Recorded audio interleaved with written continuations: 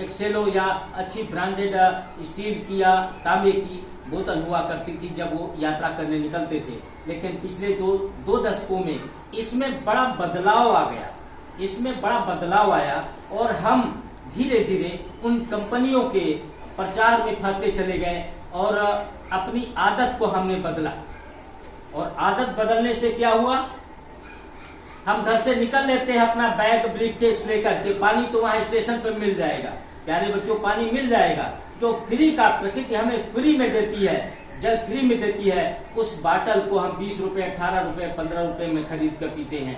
खैर, पानी जरूरत है, आवश्यकता है समय की, पीना भी चाहिए, सुविधाजनक है, पीना भी चाहिए, मेरी उससे कोई शिकायत नहीं है। लेकिन हमको शिकायत इन बोतलों से है, इन बोतलों से। प्यारे बच्चों, लगभग हमारे देश में वर्तमान समय में 1,20,000 टन 1,20,000 टन प्लास्टिक, खास तौर से इन बोतलों में, पैकिंग के पॉलिथीन में, सब्जी भाजी लाने वाली थैलों में यूज की जा रही है प्रतिवर्ष।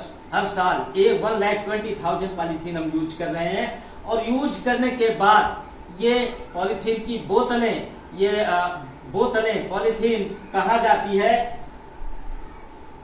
नालों के थ्रू, नदियों में, नदियों के थ्रू समुद्रों में पहुंचती है। और हमें आज बताते हुए दुख भी हो रहा है और बताना भी आवश्यक है कि समुद्रों में आज पॉलीथीन के पहाड़ खड़े हो गए हैं, पॉलीथीन के हिल्स, चोटियां तैयार हो रही हैं समुद्रों की तलहटी से लेकर के अपर सरफेस तक। और ये बोतलें, दूसरी चीज, हम जो एक्स्ट्रा कोल्ड ड्रिंक या सॉफ्ट ड्रिंक पीने के लिए एक्स्ट्रा का इस्तेमाल करते हैं, वो कहीं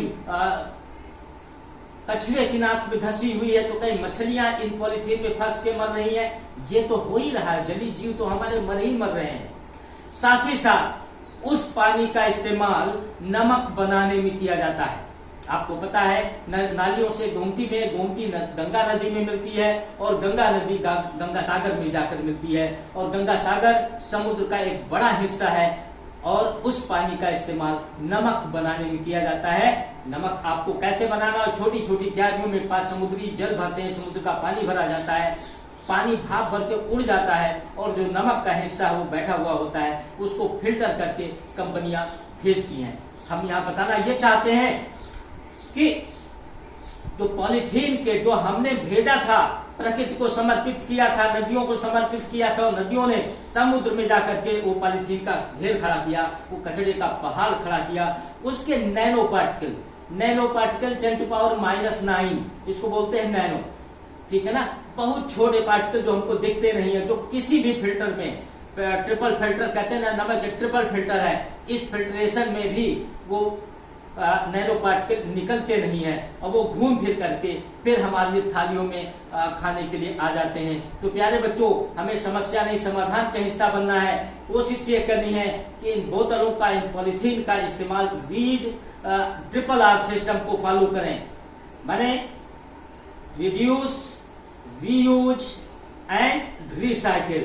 यहाँ पर इन बोतलों को मैंने दिखाना मैं इसलिए चाह रहा हूँ, इसको पहली चीज तो हम रिड्यूस करें, इन बोतलों से पीछा छुड़ाएं।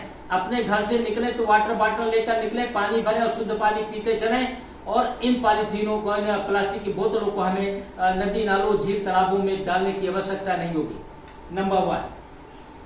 नंबर 2, आपको पता नहीं है प्यारे बच्चों, रेलवे स्टेशन पर, बस स्टॉप पर कुछ ऐसे लोग काम करते हैं कि इन बोतलों को इकट्ठा करते हैं और उसको अनहाइजेनिक रिफिल करके फिर जाकर के बेचते हैं। क्योंकि हम ट्रेन में बैठे हुए होते हैं, ट्रेन चलने वाली है और वाटर बॉटल हमने खरीदा, पैसा दिया, सीलिंग भी प्रॉपर तरीके से हम नहीं देख पाते हैं और उस बाटल को हम ले लेते हैं। इस बाटल से पानी किसने पिया था, डोंट नो, किस तरह बीमारी से पीड़ित था पता नहीं, और उस पानी को हम पीते हैं। तो हाइजेनिक हेल्थ के हिसाब से इन बोतलों को हमें बचाना, चाहे वो हमारी अपनी हेल्थ हो, चाहे हमारी माँ धरती की हेल्थ हो, धरती की हेल्थ हो, तो हमें इन बोतलों से अपने आप को पीछा छुड़ाना है। पॉलीथीन के